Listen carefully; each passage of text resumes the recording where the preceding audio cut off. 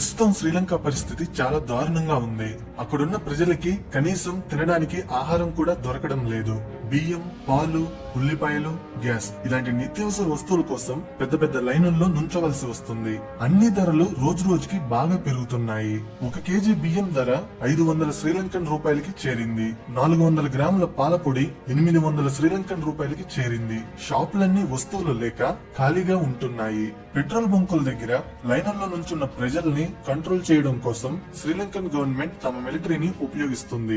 Exams ని conduct చేయడానికి papers and ఇంక్ లేక మొత్తం ఎగ్జామ్స్ ని క్యాన్సిల్ చేశారు. న్యూస్ పేపర్స్ ప్రింటింగ్ ని కూడా ఆపేశారు. ఈ ఆర్థిక సంక్షోభాన్ని ఎదుర్కోలేక బెటర్ ఇన్కమ్ ఆపర్చునిటీస్ కోసం కొంతమంది శ్రీలంక ప్రజలు సముద్ర మార్గం ద్వారా బోట్లలో ఇండియాకి వలస వస్తున్నారు. కానీ అలా రావడం ఇల్లీగల్ గనుక వాళ్ళని ఇండియా అరెస్ట్ చేస్తుంది. రాబోయే రోజుల్లో అలా వలస వచ్చే వాళ్ళ సంఖ్య ఇంకా పెరుగుతుందని ఇండియన్ గవర్నమెంట్ భావిస్తుంది.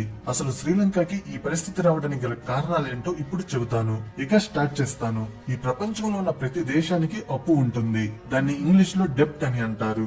అసలు ఏదైనా ఒక దేశం అప్పు ఎందుకు తీసుకుంటుందంటే తమ దేశానికి వచ్చే ఆదాయం సరిపోనప్పుడు తీసుకుంటుంది. ఆ అప్పుని ఎవరి దగ్గర తీసుకుంటుందంటే తమ దేశంలో ఉన్న బ్యాంక్స్ దగ్గర, లేదా స్టాక్ మార్కెట్ లో బాండ్లని ఇష్యూ చేయడం ద్వారా, లేదా వేరే దేశాల దగ్గర, లేదా ఇంటర్నేషనల్ బ్యాంక్స్ దగ్గర అప్పు తీసుకుంటుంది. తీసుకున్న అప్పుని తిరిగి ఇన్స్టాల్మెంట్స్ లో చెల్లించాలి. ఈ ఇన్స్టాల్మెంట్స్ అనేవి కొన్ని అప్పులకి ప్రతి నెల చెల్లించాల్సి ఉంటుంది, కొన్నిటికి సంవత్సరానికి ఒకసారి చెల్లించాల్సి ఉంటుంది, కొన్నిటికి 5 సంవత్సరాలకు ఒకసారి చెల్లించాల్సి ఉంటుంది, ఇంకొన్నిటికి 10 సంవత్సరాలకు ఒకసారి చెల్లించాల్సి ఉంటుంది. ఈ విధంగా చెల్లించాల్సి ఉంటుంది. ఒకవేళ ఏదైనా దేశం వేరే దేశాల దగ్గర గాని లేదా ఇంటర్నేషనల్ బ్యాంక్స్ దగ్గర గాని అప్పు తీసుకుంటే దాన్ని ఎక్స్టర్నల్ డెప్ట్ అని అంటారు, లేదా ఫారెన్ డెప్ట్ అని అంటారు. వేరే దేశాల నుంచి అప్పుని డాలర్స్ లోనే తీసుకుంటారు. ఎందుకంటే యుఎస్ డాలర్ అనేది స్టాండర్డ్ కరెన్సీ గనుక డాలర్స్ లో తీసుకున్న అప్పుని తిరిగి డాలర్స్ లోనే చెల్లించాలి. ప్రస్తుతం శ్రీలంకకి ఎక్స్టర్నల్ డెప్ట్ $56 బిలియన్ ఉంది. ఇందుకు గాను శ్రీలంక ఈ సంవత్సరం $6 బిలియన్ ని ఇన్స్టాల్మెంట్ గా కట్టాలి.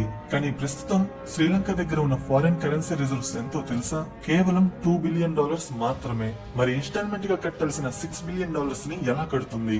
ఇప్పుడు శ్రీలంక ఎదుర్కొంటున్న ప్రాబ్లం అదే. అసలు శ్రీలంక ఎందుకు అంత ఎక్కువగా అప్పు చేసింది? ఏ దేశమైనా సరే వేరే దేశాల దగ్గర అప్పు తీసుకోవడం అనేది సహజం. కానీ ఆ అప్పుని ఎవరి దగ్గర తీసుకున్నామో, ఎందుకు తీసుకున్నామో, తిరిగి చెల్లించగలమా అన్నదే ముఖ్యం. శ్రీలంక ఎప్పటి నుంచో మిగతా అన్ని దేశాలలాగే కొంచెం కొంచెం డబ్బుల్ని వేరే దేశాల నుంచి అప్పుగా తీసుకోవడం మొదలు పెట్టింది. అయితే ఆ అప్పులన్నీ వరల్డ్ బ్యాంక్ నుంచి, ఏషియన్ డెవలప్మెంట్ బ్యాంక్ నుంచి, జపాన్ ఇంటర్నేషనల్ కోఆపరేషన్ ఏజెన్సీ లాంటి ఇంటర్నేషనల్ బ్యాంక్స్ దగ్గర తీసుకునేది. ఈ బ్యాంక్స్ లో వడ్డీ కేవలం 1% పర్ యానం ఉంటుంది. రీపేమెంట్ పీరియడ్ కూడా 25 నుంచి 50 సంవత్సరాలు ఉంటుంది. ఇలా తక్కువ వడ్డీ ఉండి ఎక్కువ రీపేమెంట్ పీరియడ్ ఉన్న వాటిని కన్సెషనరీ లోన్స్ అని అంటారు. ఇలాంటి లోన్స్ ద్వారా తీసుకున్న అప్పుని తిరిగి చెల్లించడానికి శ్రీలంకకి ఎప్పుడూ కూడా పెద్దగా కష్టం అనిపించలేదు. అయితే 2010 లో శ్రీలంక ఏమనుకుందంటే ఇంకా బాగా డెవలప్ అవ్వాలనుకుంది. తమ దేశ ప్రజల కోసం పెద్ద పెద్ద డెవలప్మెంట్ ప్రాజెక్ట్స్ ని కట్టాలనుకుంది. దానికి చాలా డబ్బులు కావాలి. ఆ డబ్బుల కోసం శ్రీలంక ఏం చేసిందంటే వేరే దేశాల నుంచి అప్పులు తీసుకోవడం మొదలు పెట్టింది. వేరే దేశాల నుంచి అప్పు ఎందుకు తీసుకుందంటే పెద్ద పెద్ద డెవలప్మెంట్ ప్రాజెక్ట్స్ ని కట్టాలంటే కేవలం తమ దేశానికి వచ్చే ఆదాయం మాత్రమే సరిపోదు. ఇంటర్నేషనల్ బ్యాంక్స్ నుంచి అప్పులు తీసుకుందామంటే ఒక దేశ స్తోమతకు మించి అవి అప్పులు ఇవ్వవు. అందుకే శ్రీలంక వేరే దేశాల నుంచి అప్పులు తీసుకోవడం మొదలు పెట్టింది. ఇలా వేరే దేశాల దగ్గర తీసుకునే లోన్స్ ని కమర్షియల్ లోన్స్ అని అంటారు. కమర్షియల్ లోన్స్ ఈజీగా వస్తాయి, కానీ కమర్షియల్ లోన్స్ లో వడ్డీ 6% పర్ యానం ఉంటుంది. రీపేమెంట్ పీరియడ్ కూడా 5 నుంచి 10 సంవత్సరాలు మాత్రమే ఉంటుంది. ఆలోపు మొత్తం తిరిగి చెల్లించాలి. ఈ ఫోటోని గాని గమనిస్తే ఎల్లో కలర్ లో ఉంది కమర్షియల్ బారోయింగ్స్, బ్లూ కలర్ లో ఉంది కన్సెషనరీ బారోయింగ్స్. గత 10 సంవత్సరాల నుంచి కమర్షియల్ బారోయింగ్స్ ఎక్కువ అయ్యాయి. శ్రీలంక కమర్షియల్ లోన్స్ ని ఎక్కువగా చైనా నుంచి, ఇంటర్నేషనల్ సోవరెన్ బాండ్స్ నుంచి తీసుకుంది.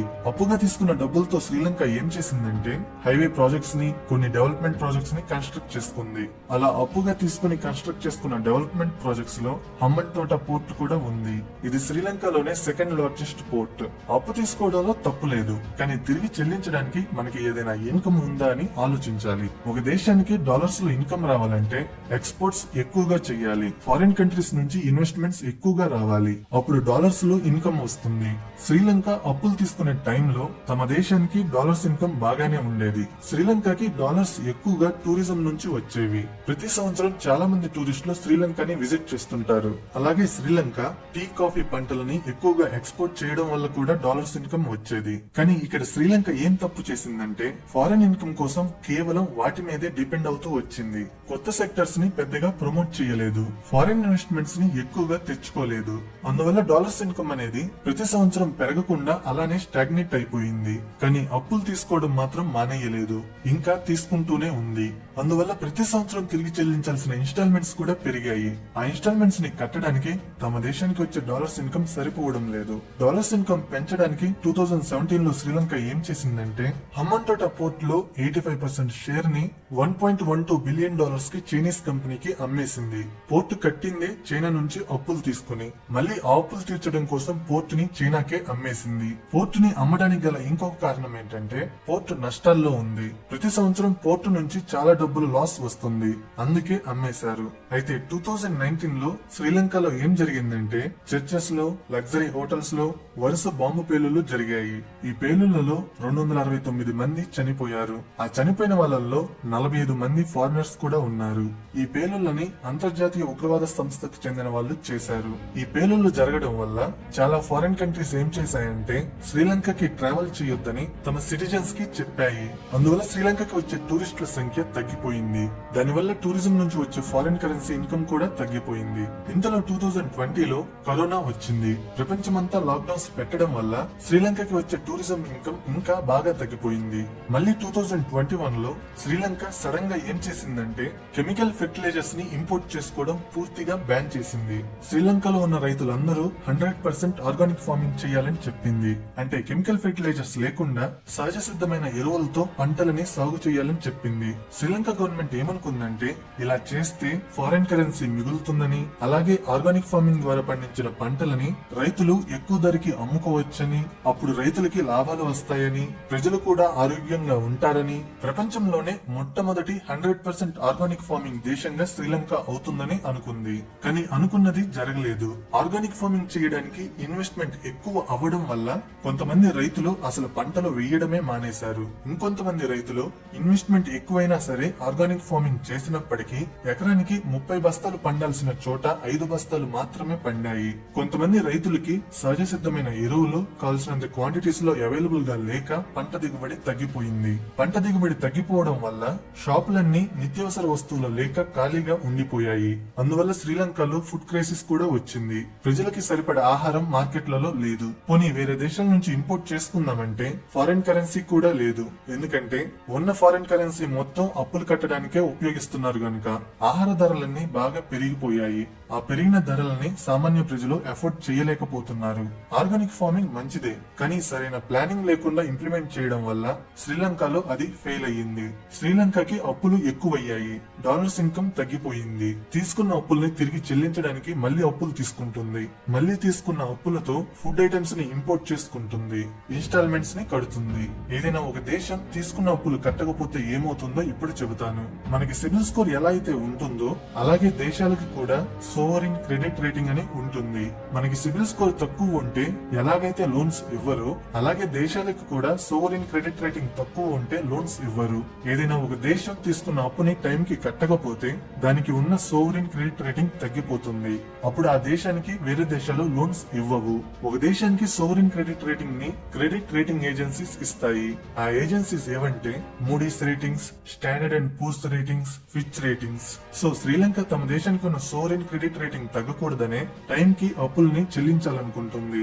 అందుకోసమే పాత అప్పులు తీర్చడం కోసం కొత్త అప్పులు తీసుకుంటుంది. సో శ్రీలంక పతనానికి కారణాలు ఏంటంటే ఫారెన్ కరెన్సీ కోసం కేవలం కొన్ని కేటగిరీస్ కి సంబంధించిన ఇన్కమ్ మీదే ఆధారపడటం, ఫారెన్ ఇన్వెస్ట్మెంట్స్ ని పెద్దగా ఎంకరేజ్ చేయకపోవడం, స్తోమతకు మించి అప్పులు తీసుకోవడం, సరైన ప్లానింగ్ లేకుండా ఆర్గానిక్ ఫార్మింగ్ ని ఇంప్లిమెంట్ చేయడం. అయితే ఈ క్రైసిస్ ని ఓవర్కమ్ చేయడానికి శ్రీలంక ఏం చేస్తుందంటే డెప్ట్ రీస్ట్రక్చరింగ్ చేయాలనుకుంటుంది. డెప్ట్ రీస్ట్రక్చరింగ్ అంటే ఏంటంటే కొన్ని సంవత్సరాలు సంవత్సరాలు ఇన్స్టాల్మెంట్స్ చెల్లించడాన్ని పోస్ట్ పోన్ చేయడం, వడ్డీ శాతాన్ని తగ్గించడం అని అర్థం. అలా చేస్తే దేశంలో ఉన్న ఫారిన్ కరెన్సీని అప్పులు కట్టడానికి ఉపయోగించడం ఆపేసి దేశ ప్రజల మీదే ఖర్చు పెట్టొచ్చు.